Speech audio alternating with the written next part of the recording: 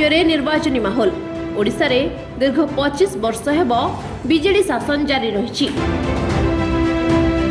एहारी मध्य दीर्घ 25 वर्ष बीजेडी शासन विफलता तथा मोदी नुआ घोषणा पत्र उन्मोचन को नहीं बीजेपी कार्यालय रे नुआपड़ा बीजेपी तरफ एक आहूत सांबादिक सम्मेलन अनुष्ठित हो सम्मेलन में कलाहांडी सांसद बसंत पंडा बीजेडी को टार्गेट करी खूब बर्षिथिले। नरेंद्र मोदी डबल इंजिन सरकार आसिले ओडिशा तथा नुआपड़ा जिल्लार समस्त प्रकार उन्नति घटिबो बोली बसंत पंडा गणमाध्यम सम्मुख में प्रकाश करिसेंती।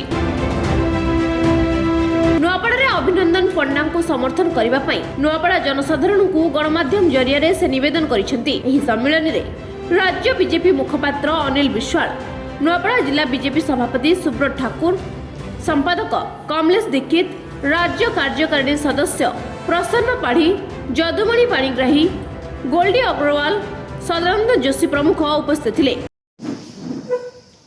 ओडिशा रे परिवर्तन आपण मान को अभिनंदन आ नुआपड़ा रे भी अभिनंदन, घरे घरे अभिनंदन, गाँ गाँ रे अभिनंदन, नुआपड़ा विधानसभा रे अभिनंदन। इस प्रकार विचार ओडिशा भारतीय जनता पार्टी सारा ओडिशा रे पद्म फूल को अभिनंदन करबा पाई आपण मानकर पाखरे निवेदन करबा पाई आज पत्रकार वार्तार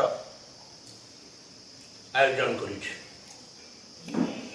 आबर राज्यर वरिष्ठ मुखपात्र भाई अनिल उपस्थित अछन।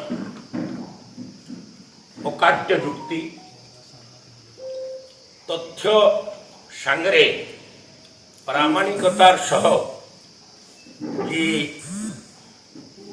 आमर मुखपात्र रूपरे कम बयस भी अति बढ़िया सुनाम अर्जन करिछन से अनिल भाई आओ से अनिल भाई को भी आज ये बैठक रे मैं अभिनंदन जनाऊे, स्वागत जनाऊे जिला सभापति को, राज्य कार्यकारिणी सदस्य 2 जन। नुआपड़ा ओम प्रकाश चौधरी को रिपोर्ट विश्ववाणी लाइव।